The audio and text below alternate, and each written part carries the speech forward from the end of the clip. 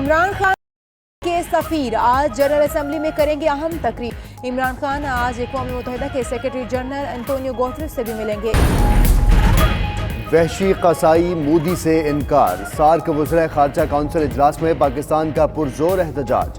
شاہ محمود نے بھارتی ہم منصب کی تقریر سننے سے انکار کر دیا، کہا بھارت کے ہاتھ کے خون سے رنگے ہیں، پاکستان کشمیر کے قصائی سے کوئی تعلق نہیں جوڑنا چاہتا، کشمیر کا محاصرہ ختم ہونے تک بھارت سے بات نہیں ہوگی۔ ادھر شاہ محمود کی بحرین، ترکی اور سعودی عرب کے وزرائے خارجہ سے بھی ملاقات ہے۔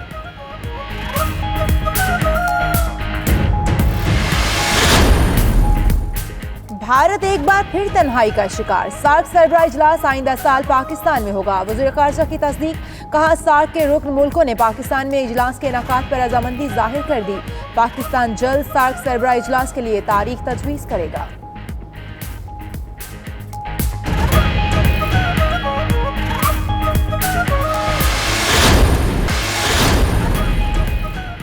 امیر ملک امداد نہیں، غربت کم کرنے میں مدد کریں۔ وزیر اعظم عمران خان کا کہنا ہے کہ مشکل حالات کے باوجود بھی ترقی کی جانب گامزن ہے، 70% خسارہ کم کر دیا، ٹیکس نیٹ میں اضافہ بڑا چیلنج ہے، پاکستان کی سابقہ قیادت کرپٹ تھی۔ نیو یارک میں معاشی ترقی کے متعلق مذاکرے سے خطاب اور ایشیا سوسائٹی میں سوالات کے جواب۔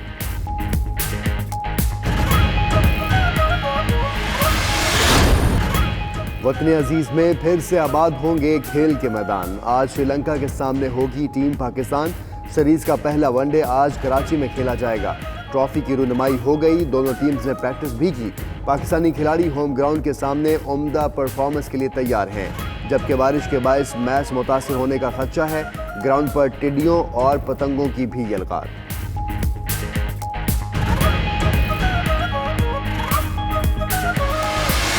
وفاق حکومت نے پولیس اصلاحات کے لیے سفارشات تیار کر لیں، اصلاحات پنجاب اور خیبر پختونخوا میں لائی جائیں گی، پولیس کو بیوروکریسی کے ماتحت کیا جائے گا، تھانوں کی انسپیکشن کے لیے پولیس کو ڈپٹی کمشنر سے اجازت لینا ہوگی، دوسری جانب پنجاب پولیس نئی تجاویز سے سخت نہ لا، آئی جی نے تحفظات سے اہم شخصیات کو بھی آگاہ کر دیا۔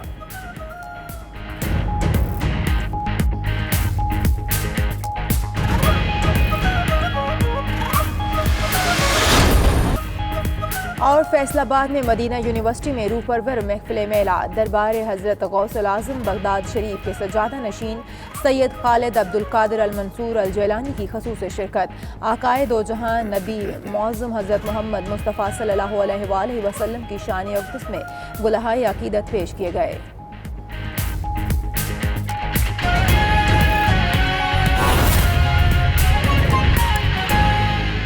And we became exactly the opposite, a society where the powerful had one law and the weak were from a different, in fact, were out of the law. Most of the people don't have access to justice.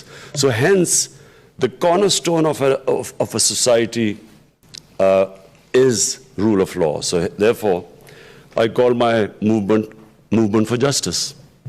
And I believe that rule of law is the fundamental thing which differentiates a civilized society from one which is not civilized.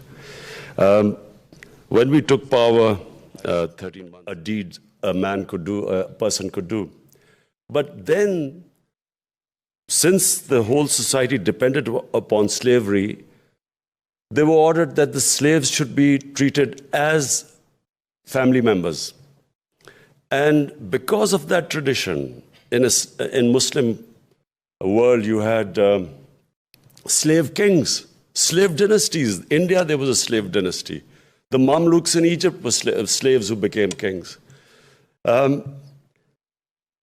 What was for us, for Pakistan, when I look at my own country, we moved so far away from the ideal that was what Pakistan should have been. It was the only state that was created in the name of Islam. And we moved, we became exactly the opposite, a society where the powerful had one law and the weak were from a different, in fact, were out of the law. Most of the people don't have access to justice. So hence, the cornerstone of a society is rule of law. So therefore, I call my movement for justice. And I believe that rule of law is the fundamental thing which differentiates a civilized society from one which is not civilized. خبر آپ کو دیں کہ سندھ حکومت کا تھر میں granite کے وسیع ذخائر کی کان کنی کے لیے قوانین میں ترمیم کا فیصلہ ہے۔ وزارت دفاع کے ساتھ مشاورت کے بعد کارونجھر میں کان کنی کے لیے لائسنس دیے جائیں گے۔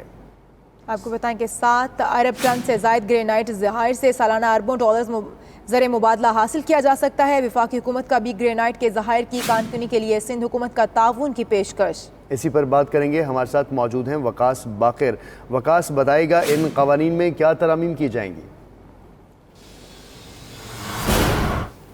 جی بالکل، سندھ کے صحرائے تھر میں کوئلے کے وسیع ذخائر کے بعد اب محکمہ معدنیات سندھ کو ایک مفصل رپورٹ موصول ہوئی ہے، جس کے مطابق صحرائے تھر کے مختلف علاقوں جن میں کارونجھر اور دیگر علاقے شامل ہیں وہاں پر گرینائٹ کے وسیع ذخائر موجود ہیں۔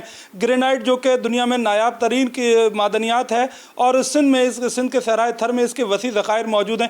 ابتدائی طور پر رپورٹ میں بتایا گیا ہے 10 ارب ٹن سے زائد گرینائٹ کے ذخائر موجود ہیں، جس میں قیمتی رنگ کے بھی گرینائٹ موجود ہے، اور یہ 428 کے اسکوائر کلومیٹر پر پھیلا ہوا کانوجھر کا علاقہ ہے جہاں پر گرینائٹ موجود ہیں۔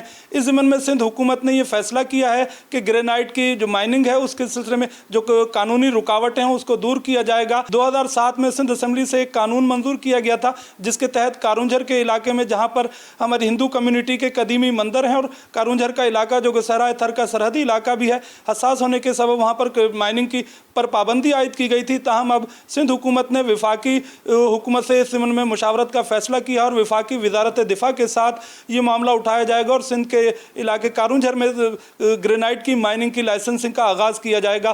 وزیر اعظم کے معاون خصوصی شہزاد قاسم نے بھی اس ضمن میں سندھ حکومت سے رابطہ کیا تھا اور کراچی کا دورہ کیا تھا اور انہوں نے دلچسپی کا اظہار کیا تھا۔ بتایا جا رہا ہے کہ اگر گرینائٹ کی کانکنی شروع ہوتی ہے قریباً ہر سال پاکستان کو اربوں ڈالر کا قیمتی زر مبادلہ بھی حاصل ہو سکتا ہے، اور جلد ہی ایک وفاقی حکومت اور صوبائی حکومت کے متعلقہ اداروں کے درمیان اسلام آباد میں ایک اجلاس ہوگا جس میں صحرائے تھر پارکر میں گرینائٹ کی کانکنی کے حوالے سے حتمی فیصلہ کیا جائے گا۔ وقاص باقر، آپ اس متعلق ہمیں اپڈیٹ کر رہے تھے، آپ کا بہت شکریہ۔ ناظرین، اب آپ کو بتائیں کہ بغداد شریف میں درگاہ حضرت غوث العظم کے سجادہ نشین نقیب الاشراف سید خالد عبد القادر المنصور الجیلانی نے دی یونیورسٹی آف فیصل آباد میں اسٹوڈنٹس ٹیچر سینٹر کا افتتاح کر دیا۔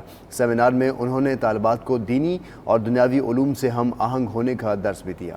جبکہ کشمیر کے مسلمانوں پر بھارتی مظالم کے خلاف مسلم ممالک کی خاموشی پر دکھ کا اظہار کیا۔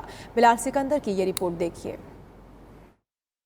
دی یونیورسٹی آف فیصل آباد سرگودا روڈ کیمپس میں اسٹوڈنٹس ٹیچرز سینٹر کی شاندار افتتاحی تقریب منعقد ہوئی۔ بغداد شریف میں حضرت غوث اعظم کی درگاہ کے سجادہ نشین نقیب الاشراف سید خالد عبد القادر منصور الجیلانی مہمان خصوصی کے طور پر شریک ہوئے، جنہوں نے اپنے دست مبارک سے سینٹر کا افتتاح کیا۔ اس موقع پر ایک سیمینار کا انعقاد بھی کیا گیا جس میں سجادہ نشین نقیب الاشراف سید خالد عبد القادر المنصور الجیلانی نے خصوصی خطاب کرتے ہوئے طالبات کو والدین سے شفقت اور محبت سے پیش آنے کا درس دیا۔ انہوں نے کہا، ہمارا دین امن اور پیار کا پیغام دیتا ہے۔ سجادہ نشین درگاہ بغداد شریف نے کشمیریوں پر مظالم کے خلاف مسلم امہ کی خاموشی پر گہرے دکھ کا اظہار بھی کیا۔ Now what happened in Kashmir, you see all people he want to help Kashmir, not because he's Muslim, but what happened in Kashmir maybe happened in Iraq, maybe happened in any country.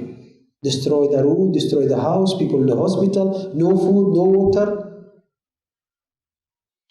You know, but the problem, I don't find any Muslim country support Kashmir.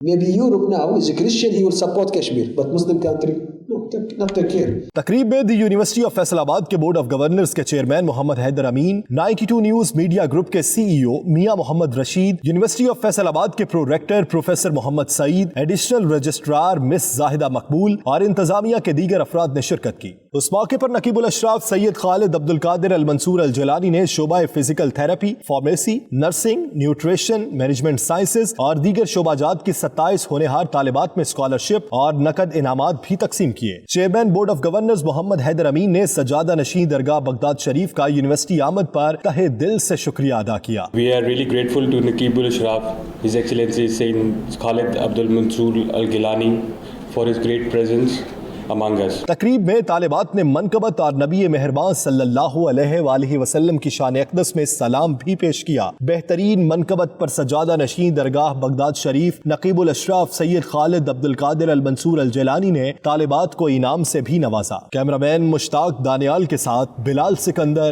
92 news, Faisal آباد.